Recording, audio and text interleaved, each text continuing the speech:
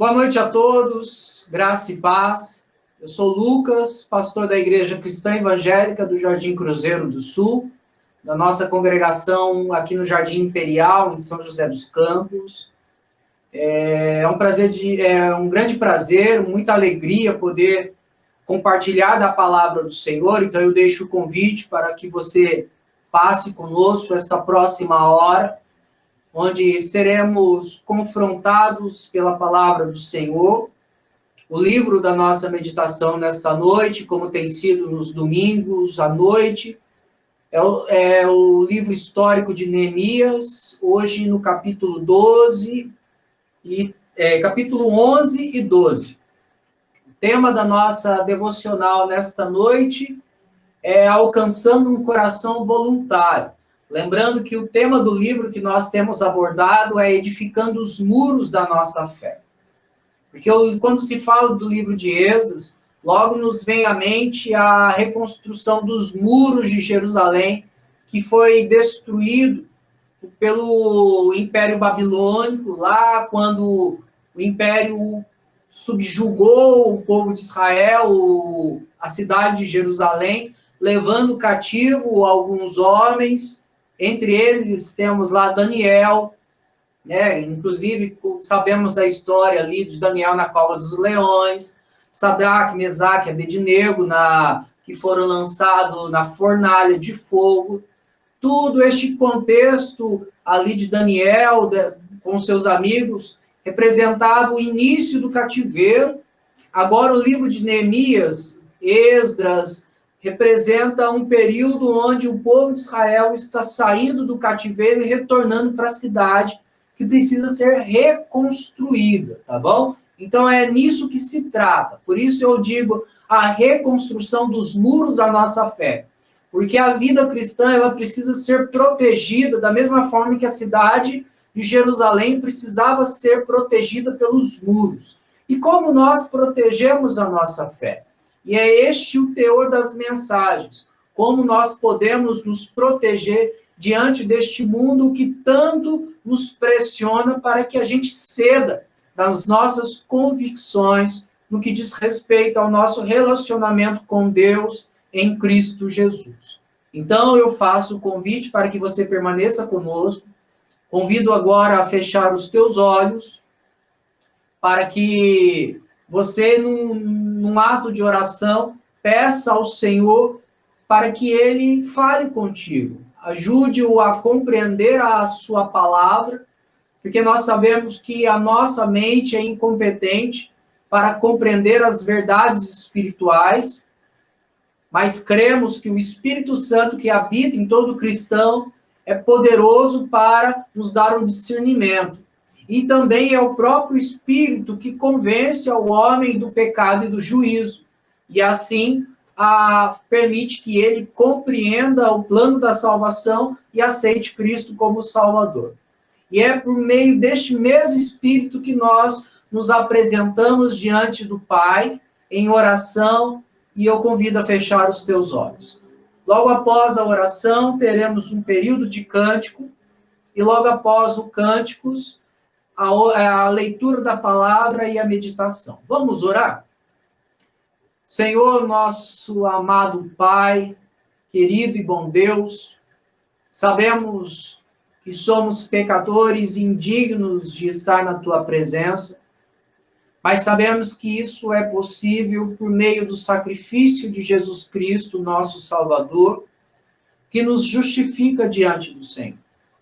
E é nesta fé, nesta certeza, que estamos aqui nesta noite para juntos buscarmos a orientação do Senhor.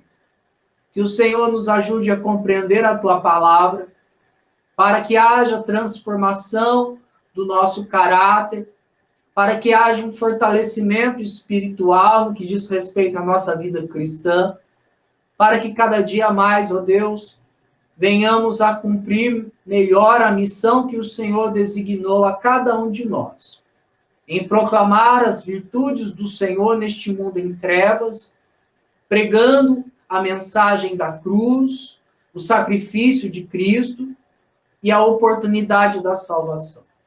Por isso, clamamos ao Senhor que clareie a nossa mente para entendermos a tua vontade. Abençoa, Senhor, as famílias que estão reunidas, a cada lar, a cada vida que está neste momento se preparando para ouvir a tua palavra. Conforta os corações que estão abatidos, desanimados. Ajuda aqueles, ó Deus, que por um momento de enfermidade, que possam confiar no Senhor acima de tudo, sabendo que o Senhor está no controle de todas as coisas. Abençoa a tua igreja, Senhor, espalhada por este mundo, aqueles que estão reunidos, ó Deus, neste momento, num único propósito: crescer na graça e no conhecimento do Senhor e viver uma vida íntegra na tua presença.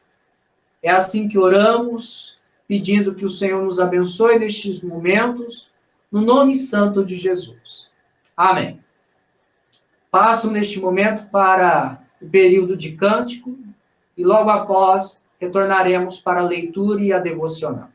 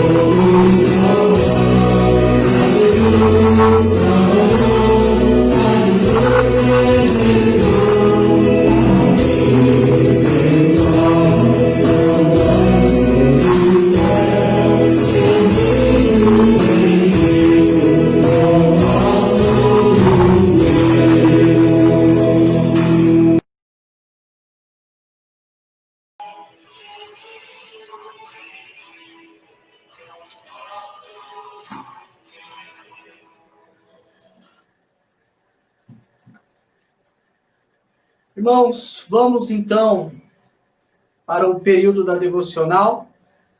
Antes da leitura, nós precisamos lembrar que a cidade precisa ser reconstruída. A primeira tarefa ali de Neemias foi reedificar a cidade, levantar os muros, estabelecer algumas questões de organização no que diz respeito ao culto. As casas precisavam ser reconstruídas. Feito isso, na parte estrutural, houve-se então a necessidade, e era vital isso também, a reforma social, ou seja, como o povo iria viver se não houvesse lei, como o povo não iria se perder ao longo do tempo se eles não compreendessem quem eles eram e a qual Deus eles serviam. Num contexto onde cada povo adorava o seu Deus, o povo de Israel precisava entender que eles não adoravam mais um Deus, e sim o único Deus verdadeiro. Houve-se, então, uma preocupação de Neemias, de Esdras, os líderes, de reafirmar a aliança feita com Deus, estabelecendo a lei de Deus, onde a lei do Senhor foi ensinada ao povo, o povo já havia há muito se esquecido da lei do Senhor, resgataram alguns costumes, algumas questões, algumas não todas as questões culturais, por exemplo, as festas do tabernáculo, para que o povo voltasse a entender quem eles eram, a identidade do povo. Reafirmar, então, de uma maneira formal, solene, o compromisso de obedecerem à lei de Deus, entendendo que eles anteriormente haviam agido de maneira que transgrediram a lei do Senhor e quebraram esta aliança. Mas Deus foi misericordioso, embora tenha disciplinado o povo, como um ato até mesmo de misericórdia, trouxe novamente o povo e restaurou o povo. Então, nós temos aí a cidade reestruturada, a identidade do povo resgatada, só que tinha poucas pessoas para habitar Jerusalém, e uma cidade com poucas pessoas ficaria vulnerável. Então, este texto que nós vamos ler é uma preocupação dos líderes, dos príncipes, de Neemias, de repovoar a cidade, colocar o máximo de pessoas lá dentro. Por que isso era tão difícil? Ô, louco, mas é que a gente, vamos imaginar, se alguém chegasse para você e falar, eu tenho uma casa numa cidade aí, você quer? E você não tem onde habitar. Você, claro, opa, claro que eu quero. Vou recusar uma casa. A questão é que o povo, quando retorna do cativeiro, eles retomam a posse das terras dos seus pais, as heranças que eles tinham. Então, eles não estavam apenas habitando na cidade ali, já haviam se organizado nas cidades à volta de Jerusalém, onde anteriormente os seus pais habitavam. Então, eles já haviam ocupado as suas terras, tá bom? Então, o desafio agora é chamar o povo para a responsabilidade de deixar a sua terra e habitar Jerusalém. Então, como eles fizeram isso? Esta questão que nós vamos tratar no capítulo 11 e 12. Mas lembrando que nós não vamos ler todos os versículos. Eu farei a leitura, vamos comentar um pouco, depois retornamos outra leitura, tá bom? Vamos lá para o capítulo 11 de Neemias. Diz assim, vamos ler apenas o versículo 1 e 2, do capítulo 11 aqui neste momento. Os príncipes do povo habitaram em Jerusalém, mas o seu restante deitou sortes para trazer 1 de 10 para que habitasse na cidade de Jerusalém, e as 9 partes permaneceriam em outras cidades. O povo bendisse todos os homens que voluntariamente se ofereciam ainda para habitar Jerusalém. Daí, do versículo 3 em diante, vai listar o nome dos homens que se propuseram ou assumiram a responsabilidade de habitar Jerusalém. A gente agora vai pular para o versículo 20. O restante de Israel, dos sacerdotes e levitas, se estabeleceu em todas as cidades de Jerusalém, cada um na sua herança. É aquilo que eu falei. Aqueles que não habitaram Jerusalém já se restabeleceram mesmo nas cidades em volta de Jerusalém. Vamos pular para o versículo 25, do capítulo 11 mesmo. Quanto às aldeias com seus campos, alguns dos filhos de Judá habitaram em Queriate Arbá, e suas aldeias em Dibon, e suas aldeias em Jecabizeel, e suas aldeias. E começa a listar, então, os locais e as pessoas. Agora a gente vai dar um salto do capítulo 12 até o versículo 27. Porque o capítulo 12, lá no início do capítulo 12 até o versículo 26, trata do nome dos sacerdotes, desde o início do regresso até Jerusalém, até esse contexto, tá bom? Então a gente vai pular essa questão. Vamos lá para o versículo 27. Agora eles vão dedicar os muros. Na dedicação dos muros de Jerusalém, procuraram aos levitas de todos os seus lugares para fazê-los vir a fim de que fizessem dedicação com alegria, louvores, cantos, símbolos, alaúdes e harpas.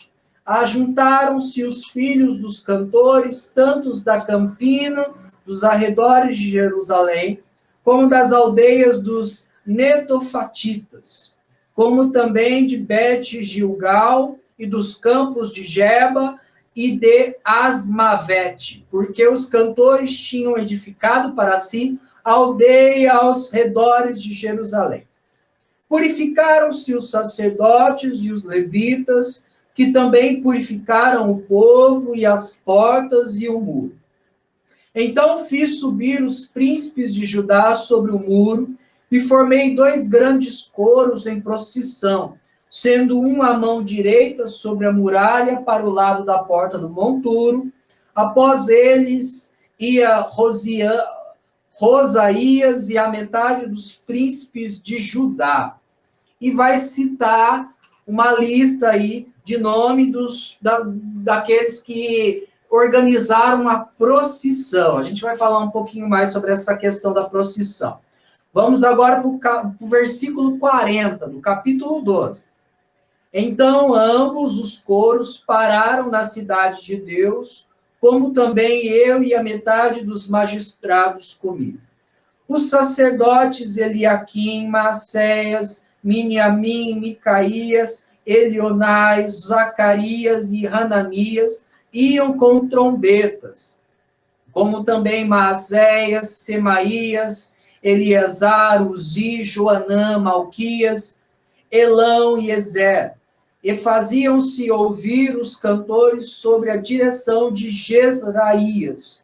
No mesmo dia ofereceram grandes sacrifícios e se alegraram, pois Deus os alegrara com grande alegria. Também as mulheres e os meninos se alegraram, de modo que o júbilo de Jerusalém se ouviu até de longe. Do versículo 44 ao 47 vai falar sobre como foi a organização tanto do povo quanto dos levitas e sacerdotes no que diz respeito ao sistema religioso. Ainda no mesmo dia, se nomearam homens para as câmaras dos tesouros, das ofertas, das primícias e dos dízimos, para juntarem nelas das cidades as porções designadas pela lei para os sacerdotes e para os levitas. Pois Judá estava alegre, porque o sacerdote e os levitas ministravam ali. E executaram o serviço do seu Deus e o da purificação, como também os cantores, os porteiros, segundo o mandado de Davi e de seus filhos Salomão. Pois já outrora, no dia de Davi e de Asaf, havia chefes dos cantores de cânticos de louvor e ações de graças a Deus. Todo Israel, nos dias de Zorobabel e nos dias de Neemias, dava aos cantores e aos porteiros as porções de cada dia, e consagrava as coisas destinadas aos levitas e aos destinados aos filhos de Arão. Tá bom? Vamos lá. Disso tudo, desses versículos que nós lemos, eu quero fazer alguns comentários. Primeiro, a questão das procissões, que nós lemos ali do capítulo 12, do versículo 27 até o versículo 43. Houve uma grande celebração na cidade de Jerusalém por conta do término dos muros. Eles ainda não haviam feito uma formalidade, uma festa por terem concluído a reconstrução dos muros. Então, houve lá uma grande procissão com os levitas tocando harpas, cantores, entoando o nome do Senhor. Eles iam passando em volta dos muros, passando porta por porta, engrandecendo o nome do Senhor. É interessante que os muros não eram os muros que nós conhecemos aqui, né? Pequeno, fininho. Eram muros onde passavam-se carros, carroças, onde era, se possível, subir e de lá de cima atacar os exércitos que estavam rodeando a cidade. Então, havia uma procissão embaixo e outros homens percorrendo pelos muros e acompanhando e rodeando a cidade. E essa procissão se encerra ali nas portas do templo, onde houve uma grande celebração, entoaram cânticos ao Senhor. O povo, então, naquele contexto ali em frente do templo, se organiza de como eles iriam manter as ordens dos cultos, onde o povo se prontifica a dar as suas ofertas, as suas primícias, para a manutenção dos levitas. Nós vamos falar um pouquinho sobre isso, para as ofertas dos holocaustos, que precisavam ter animais para se oferecer no templo. Os levitas não tinham rendas, não tinham posses, então eles dependiam única e exclusivamente do povo para que o sistema funcionasse, tá bom? O sistema religioso. Mas uma coisa que eu queria chamar a atenção é sobre a preocupação de arrumar pessoas para habitar a cidade. Lá no capítulo 11, voltando, a gente olha lá logo no versículo 1, os príncipes do povo habitaram em Jerusalém, tá bom? Então, os príncipes, quem eram estes príncipes? É preciso a gente recordar um pouco que quando se fala desse contexto aqui, nós estamos falando apenas de 2 tribos mais os levitas. Embora seja anteriormente uma tribo, mas depois Deus, ele fala para que os levitas não iriam ter posses, não iriam ter conquistar terras, eles viveriam em função dos templos, tá bom? Mas aqui há apenas 2 tribos em questão. Os judeus da tribo de Judá e os benjamitas da tribo de Benjamim, que eram os filhos de Jacó. Lembra, os irmãos sabem que há 12 tribos, e eu vou citar aqui de uma maneira breve, tá bom? Ruben, Simeão, Levi, Judá, Dan, Naftali, Gade, Asser, Issacar, Zebulon, José e Benjamim. Aqui tem 12. Só que vocês já ouviram falar sobre a tribo de Efraim e a tribo de Manassés. Espera aí, então. Então, são 12 tribos, mas com 14 tribos. Efraim e Manassés são os filhos de José. Então, não se tem a tribo de José, e sim a meia tribo de Efraim e a meia tribo de Manassés. Então, essas duas tribos formam a tribo de José. Então, já temos 13. Então, tem que tirar mais uma tribo aí, porque são 12 tribos. Os levitas, que eram um dos filhos de Jacó, que era o Levi, e essa tribo foi tirada das heranças das posses, das terras, e considerada como trabalhadores do templo. Então, as 12 tribos, e se tira de lado os levitas, porque eles não teriam posse. Quando Salomão morreu, essas 12 tribos foram divididas em Reino do Norte e Reino do Sul. O Reino do Sul ficou ali concentrado em Jerusalém, que quem dominou aquela região ali da Judéia são os judeus, da tribo de Judá, e os benjamitas. Só que os benjamitas eram uma tribo menor, então foram incorporados pelos judeus.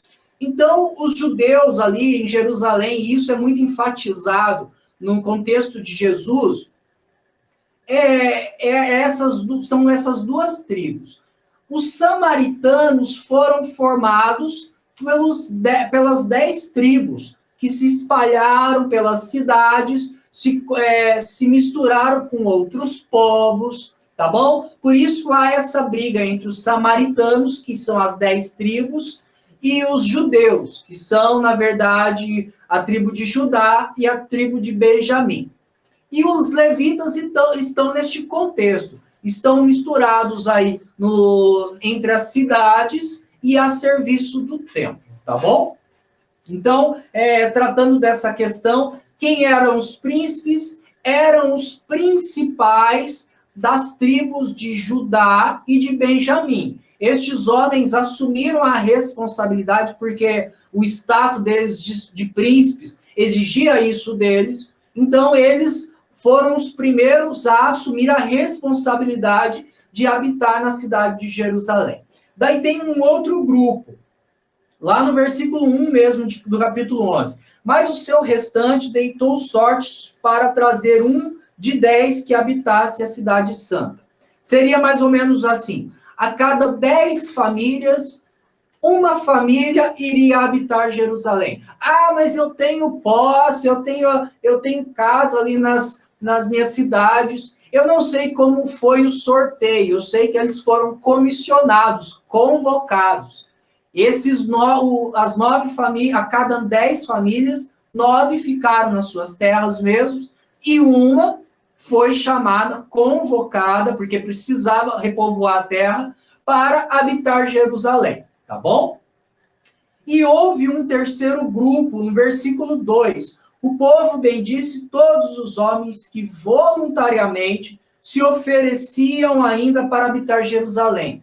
Era um grupo que não precisou ser convocado, como este 10% aí, uma família a cada 10, nem eram os príncipes que, pela função a qual eles ocupavam, o status a qual eles tinham, que os obrigava praticamente a habitar em Jerusalém. Este terceiro grupo não, eles entenderam que eles deveriam fazer parte desta obra, fazer parte desta cidade. Eles, então, se voluntariamente com suas famílias disseram: nós queremos habitar Jerusalém. Nós temos as nossas posses, nossas terras, mas entendemos que a nossa responsabilidade é fazer parte dessa nova etapa de Jerusalém.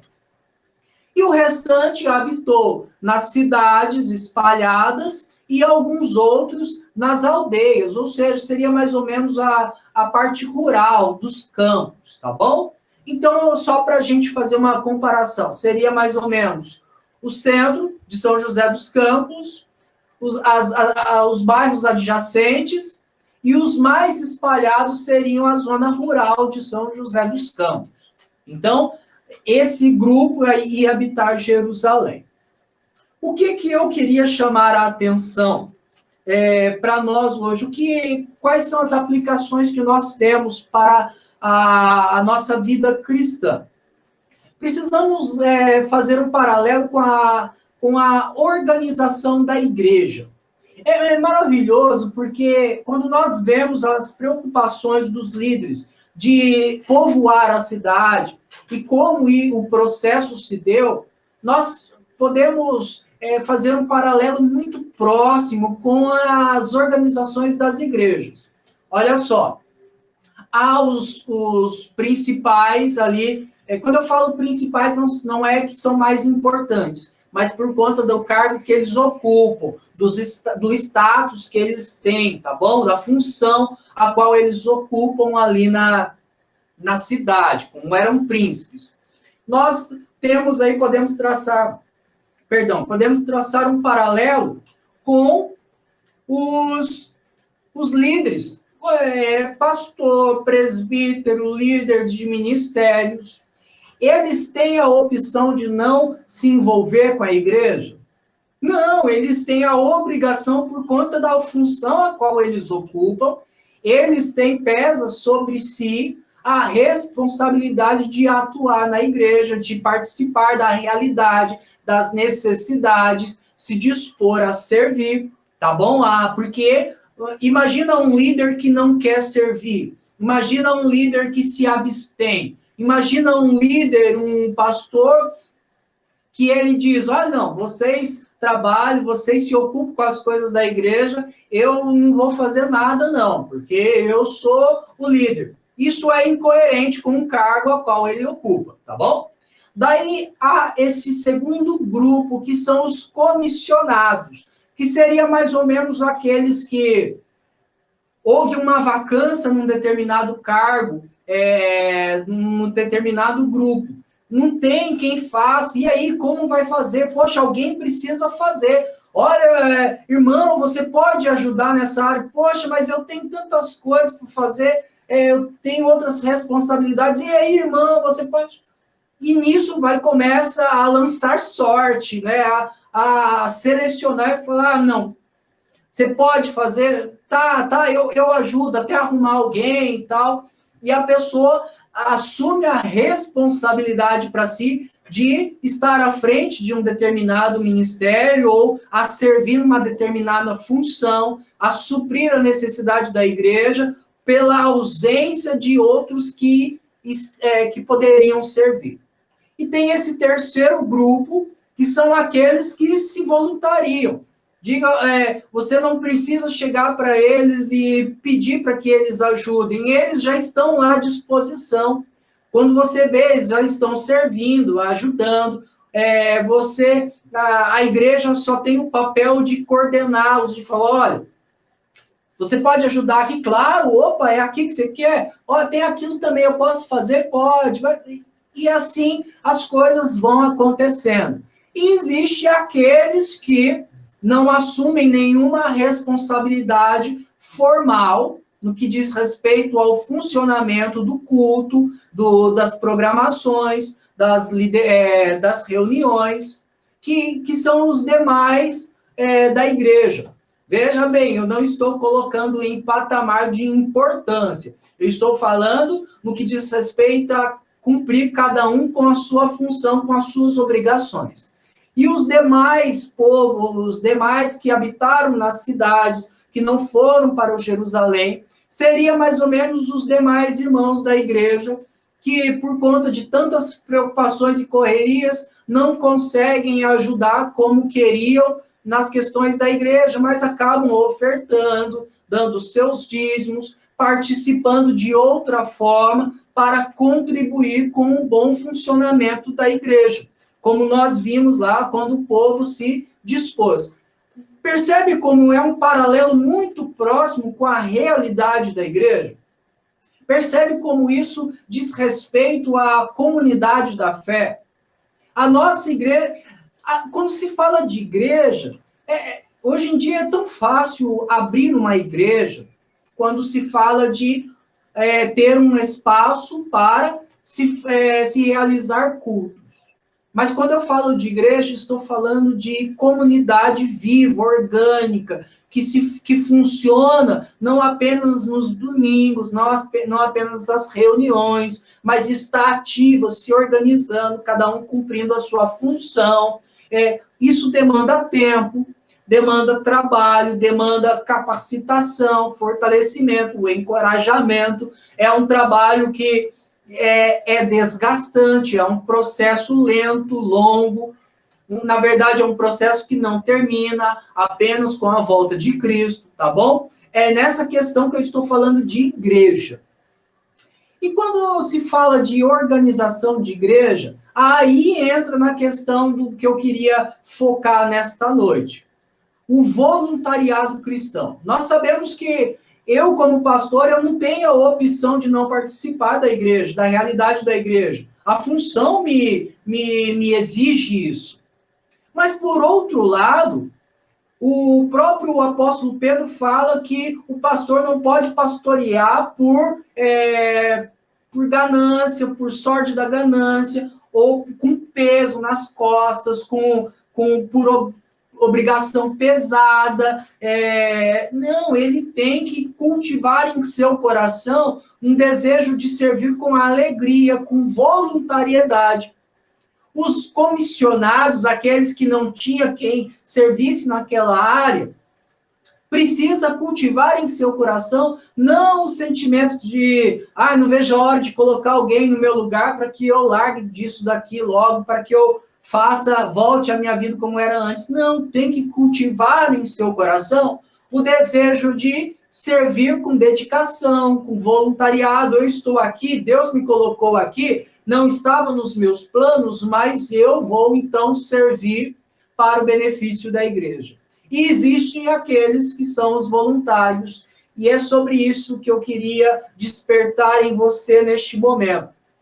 Como eu posso cumprir melhor a parte que me cabe? Sendo líder, sendo comissionado, sendo irmão, um membro da igreja, como eu posso cultivar um coração, um espírito voluntário, no que diz respeito às necessidades da igreja?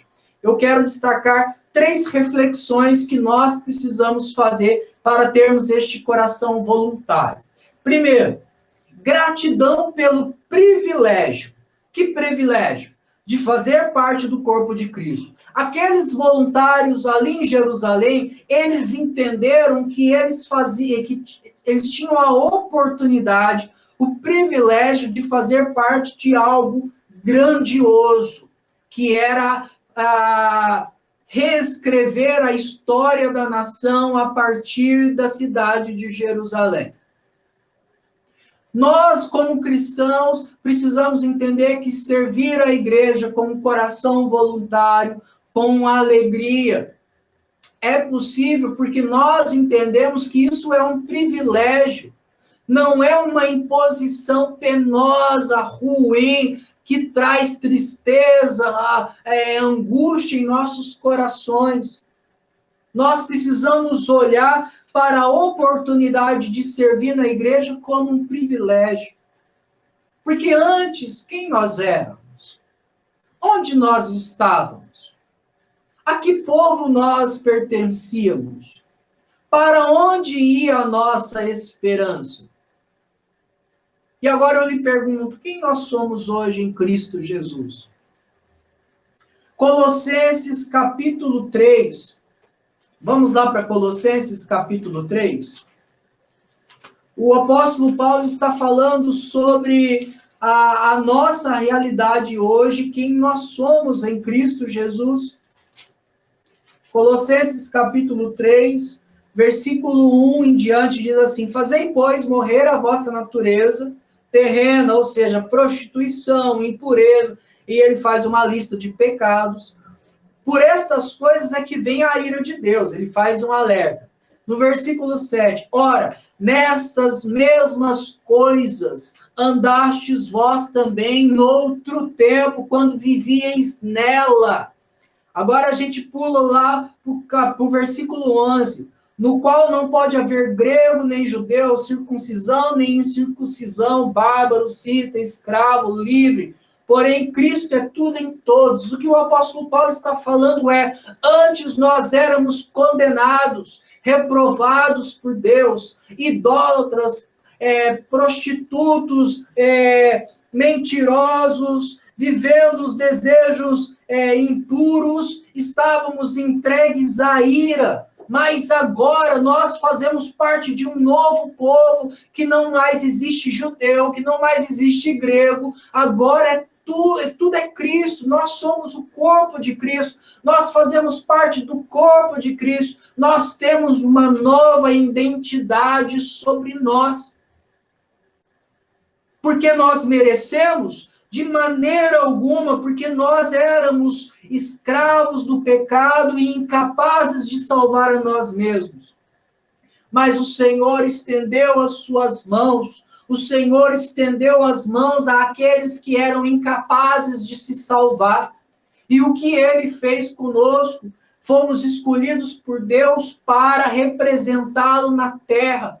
O próprio apóstolo Pedro diz na sua primeira epístola, lá no capítulo 2, versículo 9 e 10, vós sois raça eleita, sacerdócio real, nação santa, povo de propriedade exclusiva do Senhor, a fim de proclamares as virtudes daquele que vos chamou das trevas para a sua maravilhosa luz. Isso não é um privilégio? Isso não nos demanda um sentimento de constrangimento por saber que nós não merecíamos estar na igreja, que nós não merecíamos falar nem o nome de Cristo.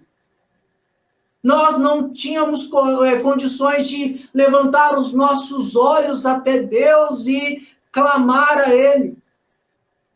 Mas Ele, em sua graça, em sua misericórdia, estendeu as suas mãos e nos chamou povo seu.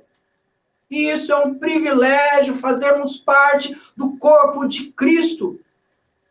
Fazemos parte de algo que é maior do que os nossos projetos, do que os nossos sonhos, do que os nossos planos.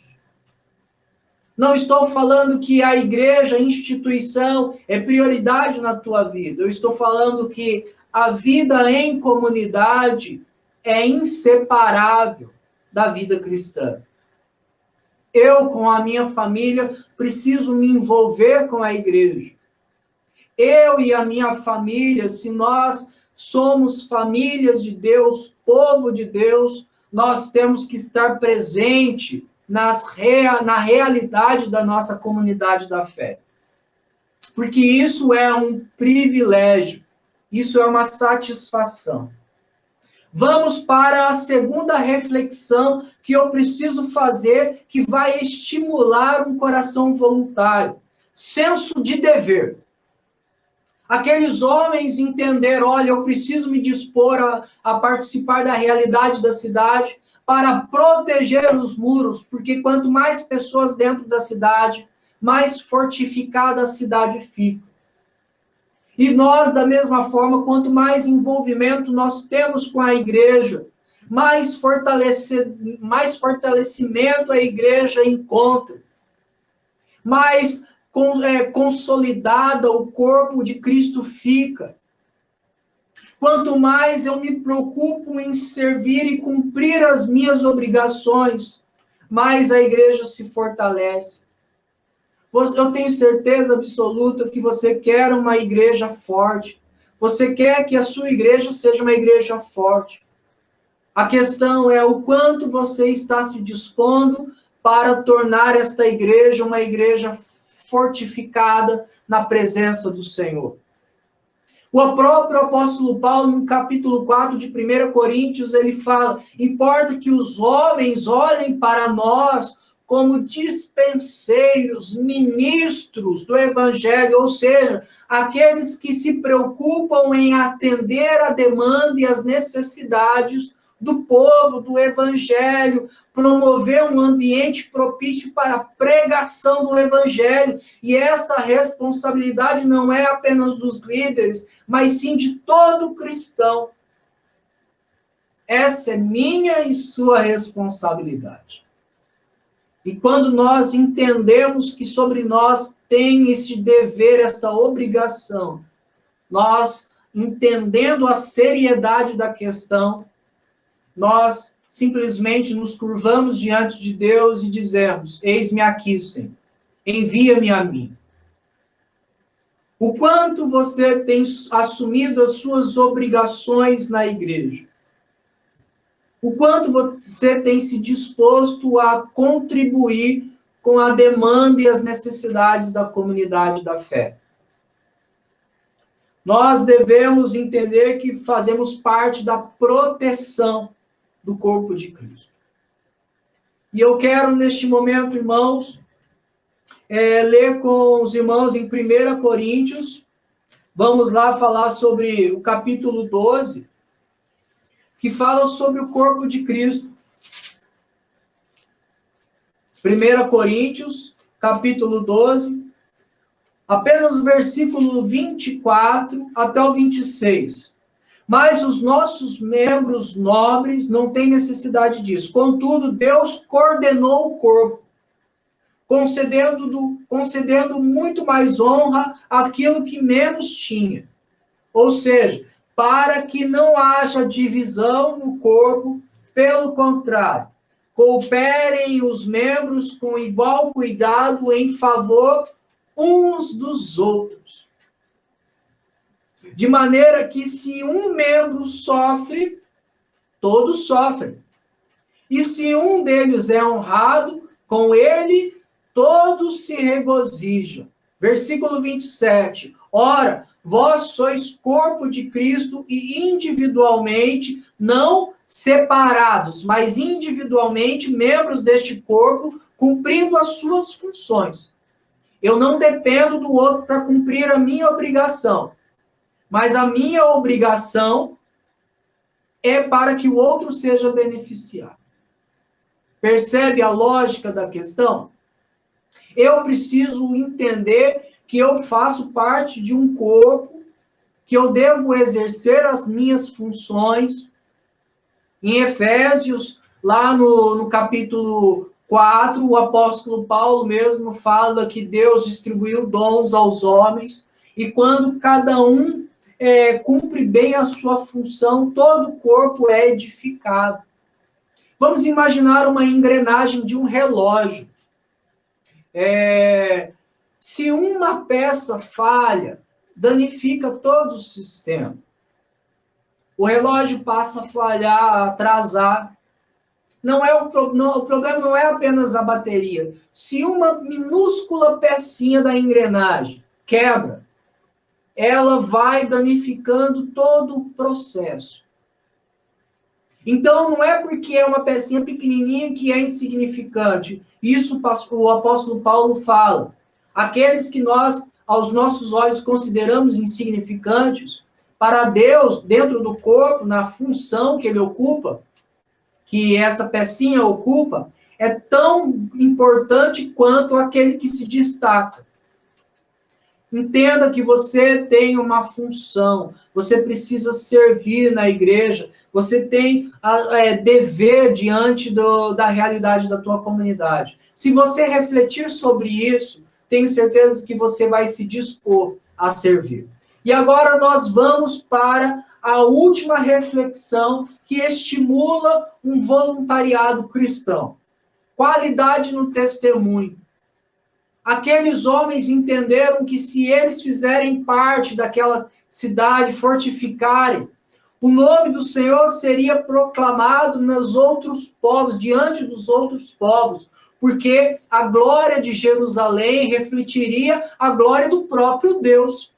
Uma cidade bem fortificada, funcionando bem, representaria o cuidado de Deus e o nome do Senhor seria engrandecido.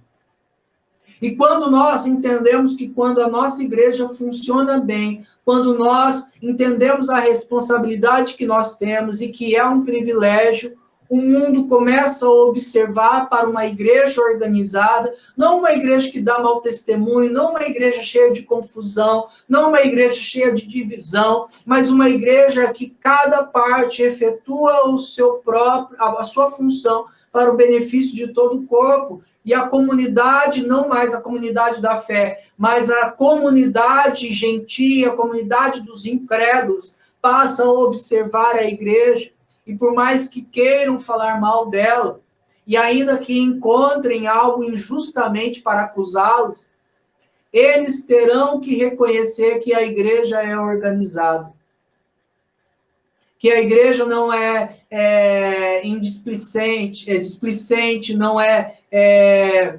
desordenada. A igreja, ela é dinâmica, ela funciona bem, embora seja uma instituição física ali naquele espaço que ela ocupa, aqueles que fazem parte dessa comunidade cooperam uns com os outros e, consequentemente, o nome do Senhor é glorificado e exaltado.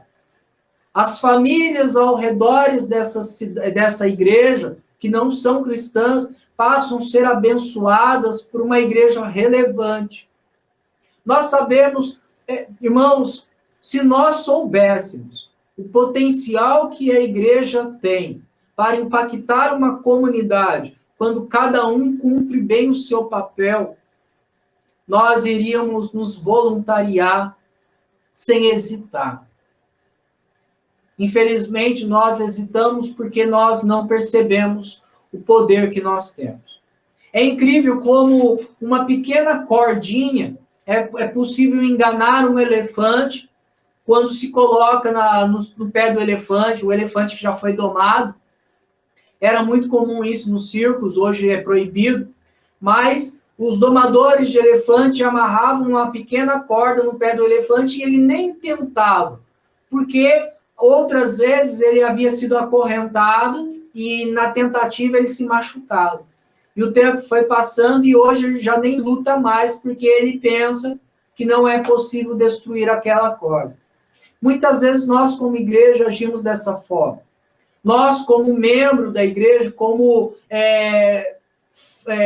parte individual da igreja, nós não queremos mais servir porque há tanto nós já sofremos, há tanto nós já relutamos, há tanto nós nos desgastamos. E hoje, qualquer sinal de dificuldade, nós já nem queremos mais tentar lutar e fazer com que Cristo resplandeça através das nossas vidas e através do dom que o Senhor nos deu. E a palavra do Senhor está nos falando, olha, perceba que quando você assumir a responsabilidade de servir a igreja, o nome do Senhor será glorificado, o testemunho será com qualidade. A igreja organizada, ela é poderosa. Irmãos, eu quero concluir, então, neste momento.